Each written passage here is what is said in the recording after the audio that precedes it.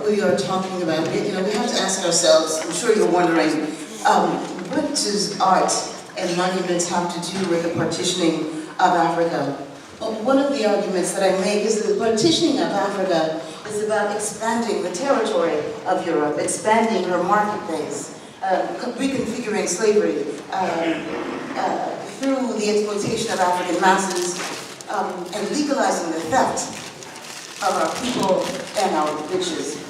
And shrines, monuments, memorials are a response to some of the issues that we raised in the tribunal.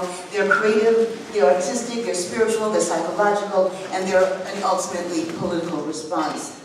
And these are ways when we make our shrines, when we build our institutions, that we mark our territories in the world, and that we claim back and take back things without apology and without permission.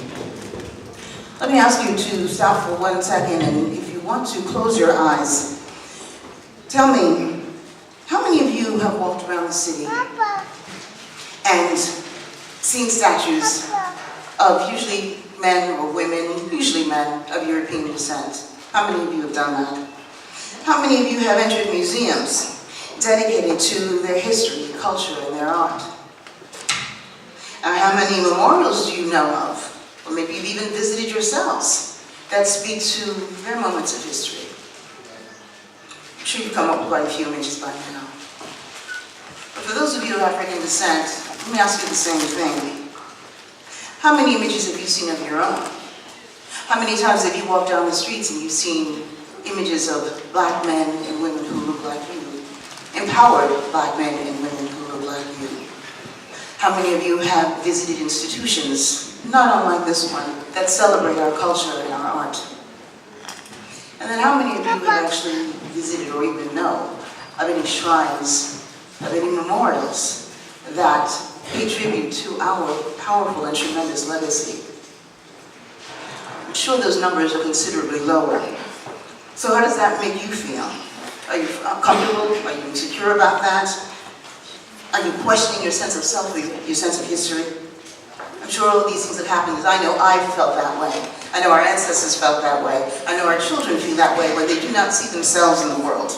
And that too was intentional.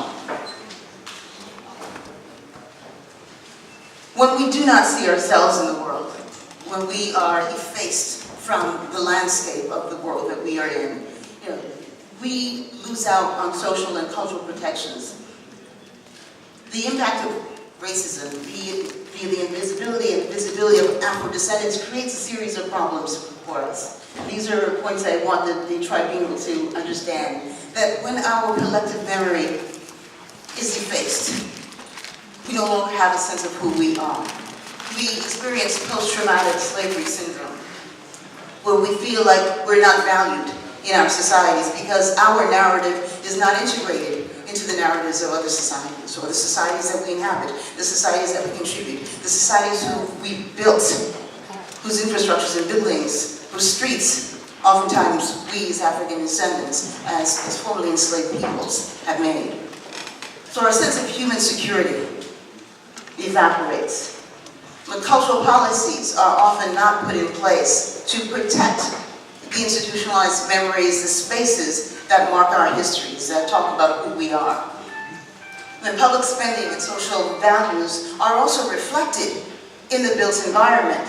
And those are co-responsibilities of the state, but it's also our responsibility to make sure that our histories are told, that monuments and statues and museums and institutions that talk about who and what we are and empower us as opposed to debilitate us are evident on our landscape.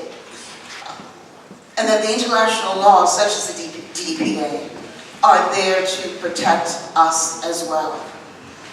My remarks actually come from, or are born of, a series of discussions that were held during Durban that talked about the need to have a resolution, and actually there is a resolution in place, that demanded states create a memorial, present apologies to African descendants. Because we found that the absence of memorials The absence of monumental markers to the legacy of enslavement reinforces a repressive, subaltern existence that we, as a people, have endured for over 500 years. As a curator and a public art specialist, as a cultural activist, the role of civic monuments in underscoring or mitigating social behaviors, social values, mores, and the political and legal constructs that govern them is a big concern. And so I want to share a number of images with you that, again, you may or may not be familiar with, but I just feel that we've just got to see ourselves reflected in the world in ways that we don't.